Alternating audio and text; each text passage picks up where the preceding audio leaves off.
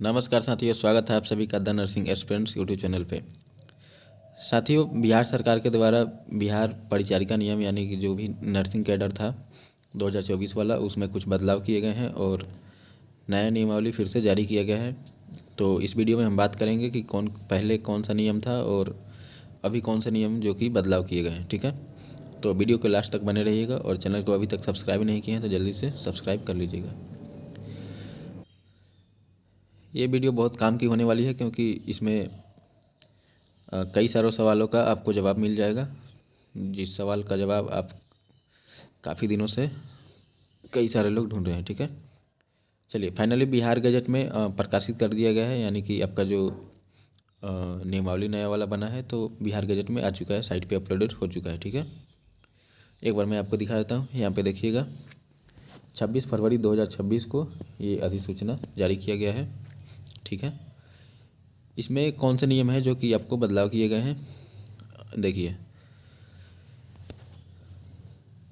संक्षिप्त नाम, विस्तार एवं प्रारंभ। यह नियमावली बिहार परिचारिका समग्र संशोधन नियमावली 2026 कहा जाएगा। ठीक है, इसके पहले 2024 में नियमावली बना था और अभी ये इसको बदलकर कुछ नियमावली में कुछ संशोधन किया गया है 2024 वाले में, जिसको अब से नियमावली 2026 कहा जाएगा। ठीक है, इसका संपूर्ण विस्तार बिहार राज्य में होगा।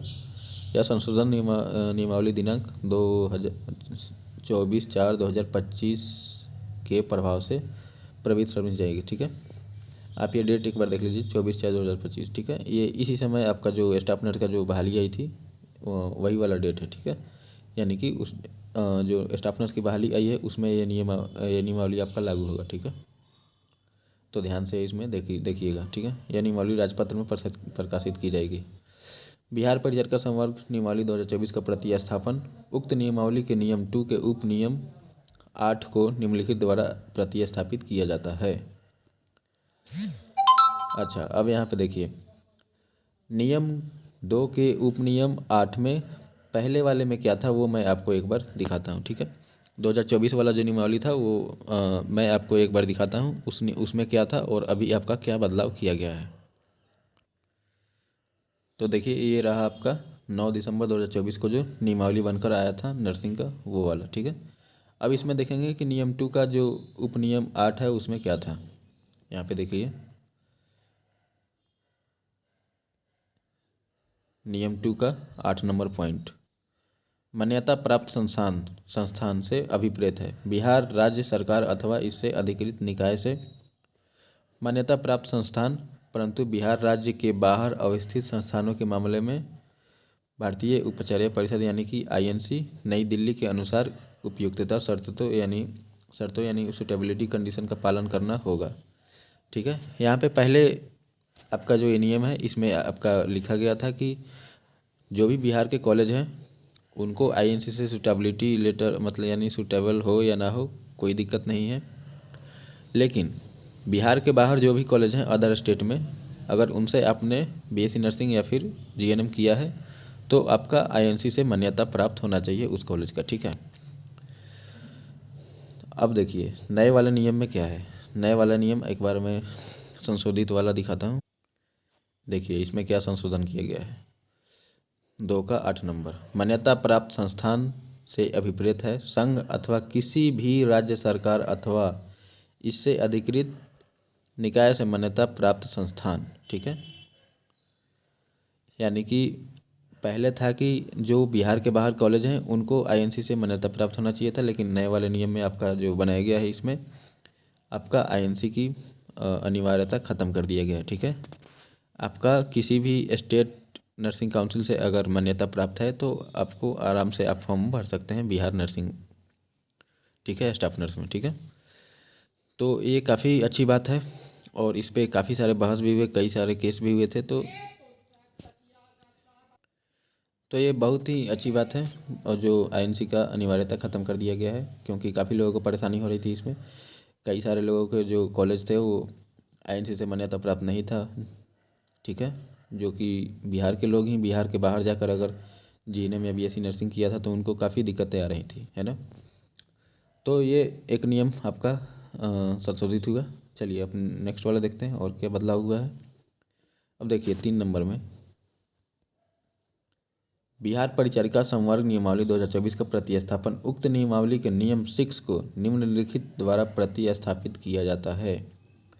नियम 6। अब नियम 6 पहले वाले में क्या कहता है, पहले वो मैं आपको दिखा देता हूँ 2024 वाला में।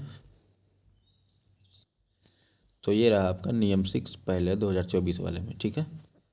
देखिए, मूल कोटि के पद पर सीधी भर्ती द्वारा नियुक्ति के लिए न्यूनतम शैक्षणिक योग्यता एवं अर्हता मान्यता प्राप्त संस्थान से भारतीय उपचर्या परिषद नई दिल्ली द्वारा समय समय पर अवधारित अवधि का जीएनएम कोर्स में उत्तीर्णता के साथ तत्संबंधी प्रमाण पत्र रहना आवश्यक होगा।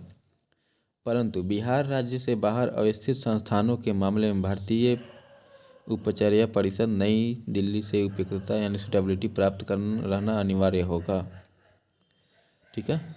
बीएससी नर्सिंग योग्यता भी बीएससी नर्सिंग योग्यताधारी भी आवेदन के पात्र होंगे। अभ्यर्थी को बिहार परिचारिका निबंधन परिषद से निबंधित रहना भी अनिवार्य होगा। यानी कि 6 नंबर पॉइंट में आपका 2024 वाले नियमावली में कहा गया था कि आपका सुटेबिलिटी होना चाहिए आईएनसी से, और प्लस में जो बीएससी नर्सिंग वाले छात्र हैं वो भी आवेदन कर सकते हैं, यानी कि फॉर्म भर सकते हैं। और प्लस में आपका जो बीएनआरसी से रजिस्ट्रेशन प्राप्त होना अनिवार्य होगा, ठीक है। यानी कि अगर आपके पास बीएनआरसी का रजिस्ट्रेशन नहीं है तो आप फॉर्म नहीं भर सकते थे, लेकिन नए वाले नियमावली में इसमें बदलाव किया गया है। चलिए नया वाला नियमावली आपको एक बार दिखा देता हूँ। ये देखिए नया वाला,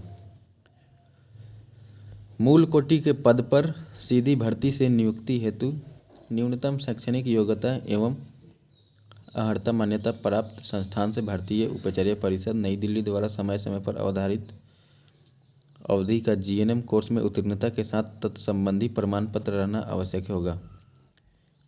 बीएससी नर्सिंग योग्यताधारी भी आवेदन के पात्र होंगे। आवेदन करते समय अभ्यर्थी को किसी भी संघ अथवा राज्य नर्सिंग काउंसिल से निबंधित रहना अनिवार्य होगा, परंतु अंतिम रूप से चयन होने के उपरांत नियुक्ति या योगदान से पूर्व बिहार परिचारिका निबंधन परिषद पटना से निबंधित होना आवश्यक होगा।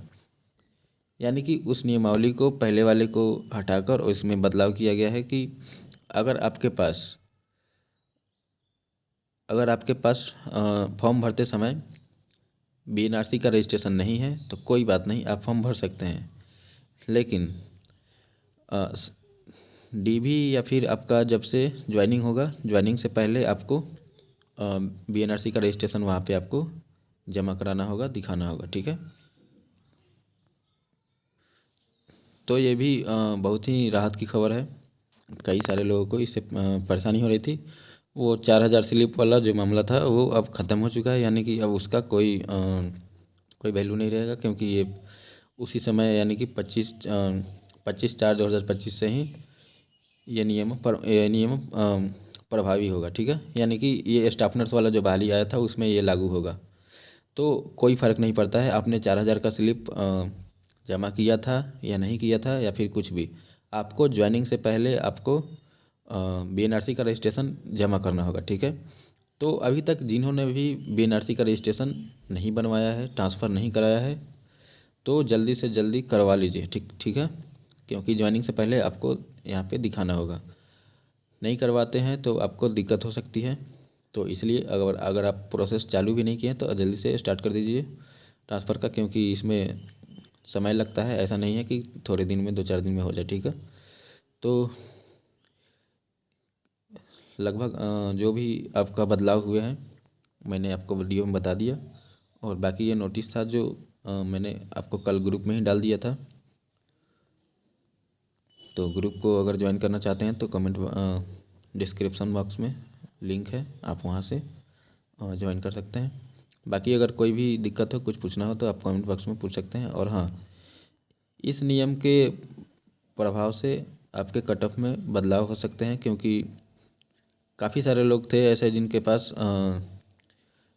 उनके कॉलेज का मान्यता नहीं प्राप्त था आईएनसी के द्वारा, या फिर उन्होंने आईएनसी सुटेबिलिटी लेटर नहीं जमा कर पाया था, या फिर उन्होंने 4000 का स्लिप नहीं लगाया था। तो ऐसे सारे लोग काफ़ी लोग थे, तो वो इससे बाहर हो रहे थे। लेकिन अब ये लोग बाहर नहीं होंगे, इनका भी सिलेक्शन होगा, इनको भी मौका मिलेगा। तो कट ऑफ में आपका कुछ बदलाव देखने को मिल सकता है, कट ऑफ थोड़ा हाई जा सकता है।